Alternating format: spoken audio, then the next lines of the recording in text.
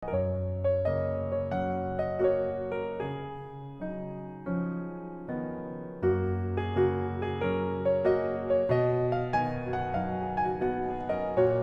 terkasih di dalam Yesus Kristus Tuhan kita, Shalom, selamat berjumpa kembali. Sebelum kita mendengarkan sabdanya, marilah kita berdoa. Damai sejahtera yang melampaui segala akal, yang datangnya daripada Kristus Yesus Tuhan kita, kiranya menyertai hati, pikiran, perasaan, dan seluruh hidup saudara pada saat ini. Amin.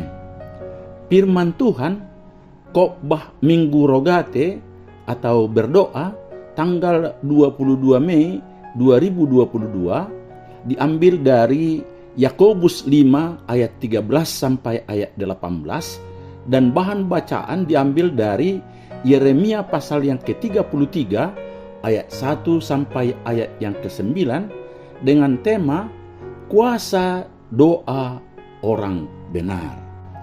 Saudaraku, sahabat terkasih di dalam Yesus Kristus Tuhan kita, kata doa dan berdoa memang sangat akrab terdengar di telinga kita sebagai orang percaya. Namun ironisnya, belum semua orang Kristen menjadikan doa dan berdoa sebagai bagian dari gaya hidupnya sehari-hari. Bagi mereka, berdoa itu tidak produktif. Doa lebih berkesan sebagai bentuk kegiatan yang membosankan dan menghabiskan waktu. Kalaupun berdoa, hanya 3 doa yang paling sering dilakukan, yaitu doa pagi, doa makan, dan doa sebelum tidur yang masing-masing hanya menghabiskan waktu sekitar 5 menit saja. Padahal sebagai orang-orang yang percaya kepada Yesus Kristus, kalau kita sungguh-sungguh berdoa, kita akan melihat kuasa yang besar dari doa-doa kita. Dr. Lin adalah orang Taiwan yang bekerja di rumah sakit kecil yang didirikan oleh Dr. Maxwell, seorang misionaris Inggris di Taiwan. Ketika itu tingkat kesehatan masyarakat di Taiwan sangat rendah dan cara pengobatan masih sangat sederhana. Pada suatu hari, seorang anak datang ke rumah sakit tersebut dan meminta obat untuk ibunya yang sedang demam akibat malaria. Anak ini berjalan lebih dari 2 jam dari desanya ke rumah sakit melalui jalan setapak, melalui di hutan dan sawah. Ketika nama ibunya dipanggil, anak ini langsung bangkit dari bangkunya, meraih botol obat dan bergegas pulang. Sore harinya pukul 5, ketika kamar obat akan ditutup, seorang perawat tampak bingung dan berbisik, "Dr. Lin, botol obat untuk pasien malaria masih ada di sini. Tetapi ada 1 botol yang hilang. Isinya disinfektan." Dr. Lin terkejut. Diperiksanya botol yang tertinggal, benar isinya obat malaria. Jadi anak tadi membawa botol yang salah. Botol-botol di kamar obat itu memang berbentuk sama dan berwarna sama. Lagi pula baik obat malaria maupun disinfektan sama-sama cairan. Celaka kita. Ibu anak itu bisa mati. Disinfektan itu obat keras pembunuh kuman untuk kamar operasi. Kalau sampai diminum, usus bisa terbakar dan orang itu akan mati, ujar Dr. Lin dengan wajah cemas. Segera mereka melaporkan peristiwa ini kepada Dr. Maxwell. Ia juga terkejut. Sekarang pukul 5, anak itu pergi dari sini pukul 3. Jadi ia sudah hampir tiba. Tidak mungkin kita mengejarnya. Lagi pula kita tidak tahu jalan ke desa itu, ujar Dr. Maxwell. Dr. Maxwell termenung. Lalu ia berkata, "Mulai hari ini semua obat keras tidak boleh lagi diletakkan di atas meja. Sekarang panggil semua karyawan untuk berkumpul. Kita akan berdoa katanya. Begitulah semua orang yang bekerja di rumah sakit itu berkumpul dan berdoa bersama. Dr. Maxwell berdoa, "Tuhan, kami telah membuat kecerobohan. Ampunilah kami Tuhan. Nyawa seorang ibu sedang terancam. Tolonglah dia, cegahlah dia agar tidak meminum obat yang salah itu." Malam harinya Dr. Lin berdinas malam. Ia harus bertanggung jawab atas kematian ibu ini. Esok harinya ketika masih subuh, pintu diketuk. Ternyata itu anak yang kemarin membawa botol yang keliru. Makanya dan mukanya sangat pucat ketakutan. Dr. Lin juga takut. Kedua orang itu berdiri saling memandang dengan gugup. Kemudian anak itu berkata, "Maaf dokter, kemarin saya bawa botol itu sambil berlari. Lalu saya jatuh. Botol itu pun pecah dan isinya tumpah semua." Seketika Dr. Lin masih terpaku karena gugup, langsung menangis dan berseru, "Terima kasih Tuhan." Dr. Lin bertanya kepada anak itu, "Kapan jatuhnya?" Anak itu semakin ketakutan. "Maaf dokter, saya baru datang sekarang. Jatuhnya kemarin sore menjelang gelap." Dr. Lin langsung ingat, menjelang gelap itu adalah saat ketika semua karyawan rumah sakit berkumpul dan mendoakan ibu anak ini. Jiwa ibu anak ini tertolong. Isi botol yang salah itu tidak sampai terminum karena botol itu pecah di tengah jalan. Saudaraku, itulah kuasa doa.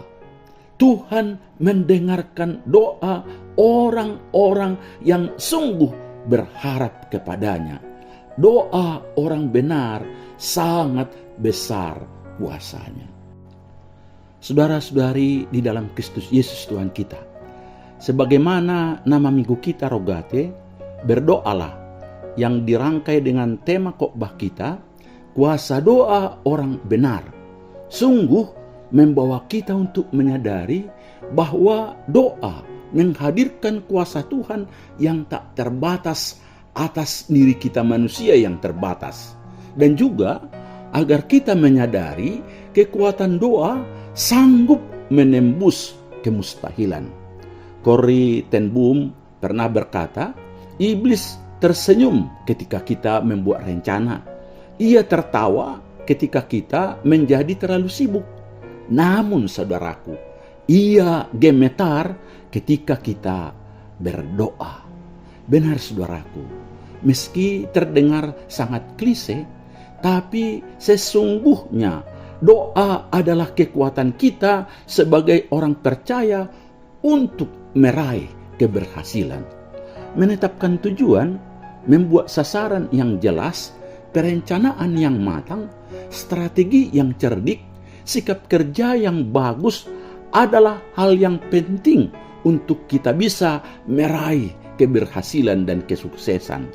Namun sekali lagi saudaraku, jangan pernah lupa bahwa semuanya itu belumlah cukup kalau kita belum menghadirkan Tuhan dalam pekerjaan kita. Makanya sertakanlah Tuhan dalam setiap pekerjaan dan pergumulan kita melalui doa, karena doa orang benar sangat besar kuasanya. Itu mari kita perhatikan firman Tuhan yang luar biasa ini. Yang pertama saudaraku, Tuhan berkuasa dan dapat mengatasi apapun masalah dan segala keadaan kita. Doa yang berkuasa bukanlah tentang kehebatan pendoanya dan panjangnya doa-doa yang dinaikkan, tetapi kepada siapa dia berdoa. Yakobus memberikan contoh tentang Nabi Elia.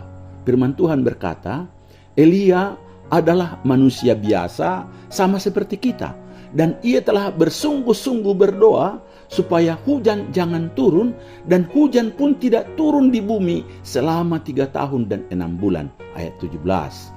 Jelas Di sini firman Tuhan ini menunjukkan bahwa Elia bukanlah makhluk ilahi atau setengah Allah, bahkan bukan seorang superman rohani. Elia adalah manusia biasa sama seperti kita. Ia juga adalah manusia berdosa seperti kita. Ia juga mempunyai kecondongan kepada dosa seperti kita. Ia juga mempunyai perasaan-perasaan yang sama seperti kita. Dan juga mengalami hal-hal yang sama dengan kita. Benar saudaraku, bahwa Elia adalah nabi besar. Tetapi firman Tuhan tadi katakan bahwa dia adalah manusia biasa. Namun disinilah keluarbiasaan daripada Elia. Dengan segala kelemahannya, dia mengarahkan hatinya kepada Allah yang berkuasa. Dalam 1 Raja 18 ayat 37 sampai 38 firman Tuhan berkata, "Jawablah aku ya Tuhan, jawablah aku, supaya bangsa ini mengetahui bahwa Engkaulah Allah ya Tuhan, dan Engkaulah yang membuat hati mereka tobat kembali." Lalu turunlah api Tuhan menyambar habis korban bakaran, kayu api, batu, dan tanah itu. Bahkan air yang dalam pari itu habis dijilatnya. Jadi jelaslah faktor pembeda di antara doa Elia dan doa dari nabi-nabi Baal adalah kepada siapa doa tersebut ditujukan. Elia jelas mengarahkan doanya kepada Tuhan Allah yang Maha Kuasa. Untuk itu saudaraku, karena kita juga sering mempunyai masalah, penderitaan, sakit penyakit, dan berbagai pencobaan, berdoalah kepada Allah di dalam Yesus Kristus Tuhan kita. Firman-Nya, kalau ada seorang di antara kamu yang menderita, baiklah ia berdoa. Kalau ada seorang yang bergembira, baiklah ia menyanyi. Kalau ada seorang di antara kamu yang sakit, baiklah ia memanggil para penatua jemaat supaya mereka mendoakan dia serta mengolesnya dengan minyak dalam nama Tuhan. Ayat 13 sampai ayat 14.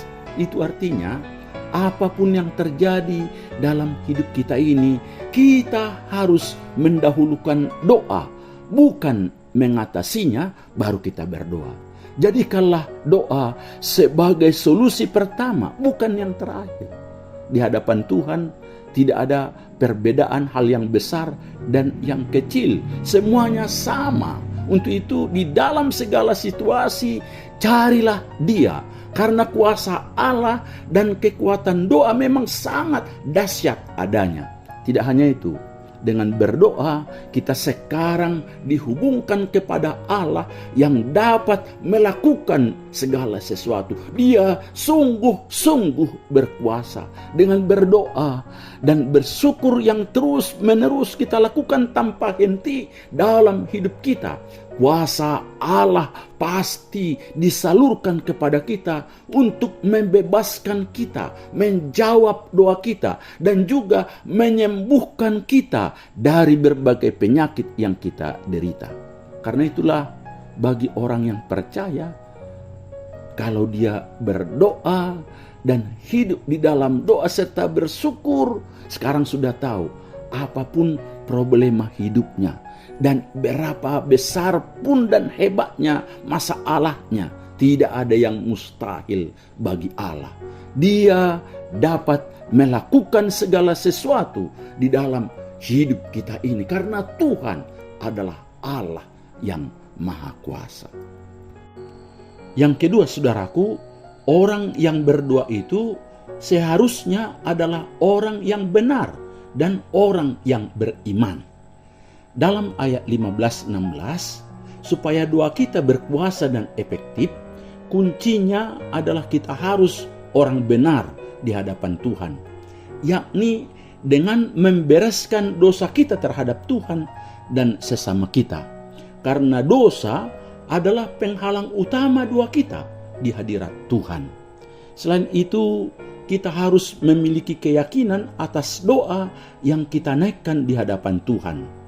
Karena firman Tuhan berkata, doa yang lahir dari iman akan menyelamatkan orang sakit itu dan Tuhan akan membangunkan dia. Ayat 15a. Menurut firman Tuhan, orang benar tentu bukanlah orang yang tidak berdosa, tetapi orang yang sadar bahwa ia berdosa dan karena itu ia butuh pengampunan dan pembenaran Tuhan Yesus. Roma 5 ayat 1 berkata, sebab itu kita yang dibenarkan karena iman, kita hidup dalam damai sejahtera dengan Allah karena Tuhan kita Yesus Kristus.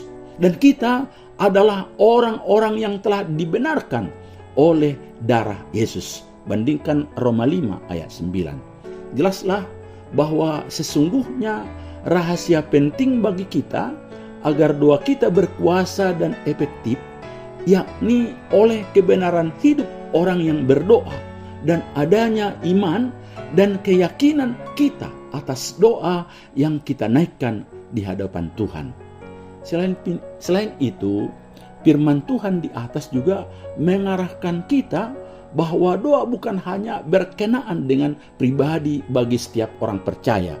Dengan doa, setiap orang percaya dapat saling berhubungan, saling mengampuni, saling menguatkan, saling menolong, saling mendukung, saling mendoakan dan lain-lain satu dengan yang lain.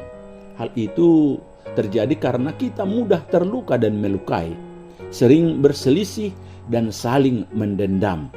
Karena itu, hendaklah kamu saling mengaku dosamu dan saling mendoakan supaya kamu sembuh. Ayat 16a. Dalam hal inilah kita lihat bahwa kehidupan doa yang berkuasa dan efektif itu rupanya perlu diiringi dengan hidup saling mengaku dosa. Artinya, tidak hanya pengampunan dari Tuhan yang kita butuhkan, melainkan juga saling mengampuni dan juga saling diampuni oleh sesama kita, oleh keluarga kita, oleh tetangga kita, teman sekerja kita, anggota gereja kita, dan lain sebagainya. Hal ini tentu mengingat bahwa luka batin, dendam, berselisih, dan saling membenci adalah penghambat doa-doa kita di hadapan Tuhan. Karena dosa pasti merusak hubungan kita dengan Allah dan akan membuat doa yang dinaikkan tidak efektif. Untuk itu, sebelum berdoa saudaraku, mari membereskan hubungan kita dengan Tuhan dan sesama kita, yakni menjadi orang yang diampuni dan dibenarkan. Dan milikilah iman dan keyakinan bahwa doa-doa kita berkuasa dan efektif adanya. Yang ketiga, berdoalah dengan bersungguh-sungguh. Dalam ayat 17-18, firman Tuhan berkata, Elia adalah manusia biasa sama seperti kita, dan ia telah bersungguh-sungguh berdoa supaya hujan jangan turun, dan hujan pun tidak turun di bumi selama 3 tahun dan 6 bulan. Lalu ia berdoa pula, dan langit menurunkan hujan, dan bumi pun mengeluarkan buahnya. Menurut saya, firman Tuhan ini sangat menarik. Didahului kata Elia adalah manusia biasa sama seperti kita. Itu artinya bahwa firman Tuhan ini mengajarkan dan menegaskan kepada kita bahwa bukan karena Elia adalah seorang nabi, makanya doanya berdampak, tetapi berkenan dengan kesungguhan hati Elia dalam berdoa. Ia telah bersungguh-sungguh berdoa, dan kesungguhannya dalam berdoa terlihat dalam 1 Raja-Raja 18 ayat 42, di mana sekalipun Ahab makan dan minum, Elia tetap berlutut dalam doa. Dan saya percaya bisa saja doa Elia ini diremehkan dan tidak pernah dibayangkan dampaknya oleh raja, para pembesar, dan rakyat saat itu. Tetapi karena kebenaran hidupnya, kesungguhannya, dan ketertundukannya kepada Tuhan, serta tulusnya tujuan doanya untuk melaksanakan kehendak Tuhan, maka Tuhan mendengarkan doanya. dan dampak doa Elia tidak hanya bagi dirinya sendiri, tetapi bahkan sampai dirasakan oleh seluruh negeri dan oleh seluruh makhluk di bumi, sebab bumi menjadi mengeluarkan buah atau hasil. Saudaraku, sahabat terkasih di dalam Yesus Kristus Tuhan kita, jangan pernah merasa sebagai orang biasa yang tidak bisa berdoa, tidak cakap dalam berdoa, atau bahkan merasa sangat sederhana doanya. Tuhan tidak memandang cara kita berdoa, tetapi Dia melihat kesungguhan hati doa kita kepadanya, kesungguhan doa yang dinaikkan dalam kebenaran hidup kita, menjadikan doa kita mempunyai dampak positif dalam kehidupan kita, bahkan juga kepada orang lain di sekitar kita. Untuk itu, jangan pernah berdoa lagi dengan asal-asalan atau ala kadarnya. Mulailah berdoa dengan sungguh-sungguh, yang berarti fokus, ada kesatuan antara hati, pikiran, jiwa, dan roh kita, disertai rasa penghormatan yang tinggi kepada Tuhan. Dan biarlah doa kita itu mempunyai makna dan dampak, tidak hanya bagi diri kita, tetapi juga bagi orang lain, bagi bangsa dan negara kita, serta untuk alam sekitar kita.